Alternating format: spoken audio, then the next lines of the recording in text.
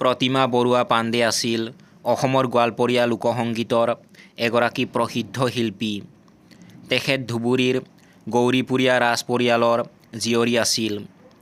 তেখেতৰ জন্ম হৈছিল 1934 চনৰ 3 অক্টোবৰত কলিকতাত।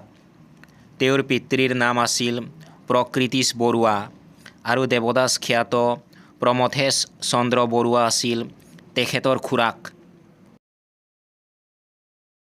প্ৰথমে কলিকতাৰ গোখলে মেমৰিয়েল স্কুলত আৰু পিছলৈ গৌৰীপুৰ বালিকা উচ্চ মাধ্যমিক বিদ্যালয়ত শিক্ষা লাভ কৰে। বিদ্যালয়ত ৰবীন্দ্ৰ সংগীত শিকাৰ বাহিৰে তেখেতৰ সংগীতৰ কোনো আনুষ্ঠানিক শিক্ষা নাছিল। 1956 চনত ডক্টৰ ভূপেন হাজৰিকাৰ এৰাবাটৰ সুৰ চলচ্চিত্ৰত দুটা গীতত কণ্ঠদানেৰে তেখেতে সংগীত জগতত খোজ পেলায়।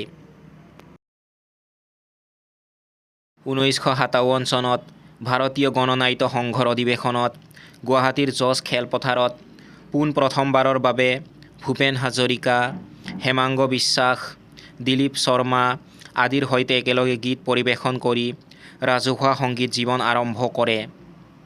1962 চনত তেখেতে পোনপ্ৰথমবাৰৰ বাবে অল ইণ্ডিয়া ৰেডিঅ'ত হস্তীৰ কইনা, কেনেহে ৰাধিব তোৰ বিৰ মন আৰু একেবাৰ হৰি বল মন ৰচনা গীত পৰিৱেশন কৰি শ্ৰোতাৰ সমাদৰ লাভ কৰে। 1975 চনত ভূপেন হাজৰিকাৰ উদ্যোগত কলিকতাত প্ৰথমবাৰৰ বাবে গীত বাণীবদ্ধ কৰি প্ৰতিমা পাণ্ডে এগৰাকী লোকশিল্পীৰূপে প্ৰতিষ্ঠা হোৱাৰ বাট সুগম হয়। 1976 চনত তেখেতে আকাশবাণীৰ শিল্পী হিচাপে স্বীকৃতি লাভ কৰে। গোৱালপৰীয়া লোকগীতলৈ আগবঢ়োৱা অৱদানৰ বাবে প্ৰতিমা বৰুৱা পাণ্ডেই বহুতো বঁটা আৰু সন্মান লাভ কৰিছিল।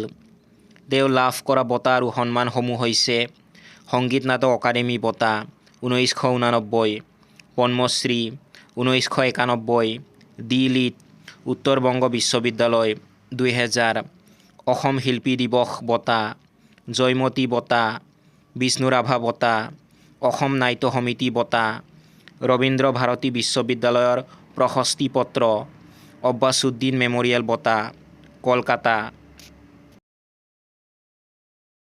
প্ৰতিমা বৰুৱা পাণ্ডেৰ গোৱালপৰীয়া লোকসংগীতৰ ক্ষেত্ৰলৈ আগবঢ়োৱা অৱদান অতুলনীয়। তেখেতৰ গীতসমূহে অসমীয়া সংস্কৃতিৰ এক বিশেষ স্থান দখল কৰি আছে। 2002 চনৰ 27 ডিচেম্বৰত এই মহান শিল্পীগৰাকীয়ে ইহলীলা সম্বৰণ কৰে। গুৱাহাটীৰ চান্দমাৰীত তেখেতৰ এটি মূৰ্তি স্থাপন কৰা হৈছে।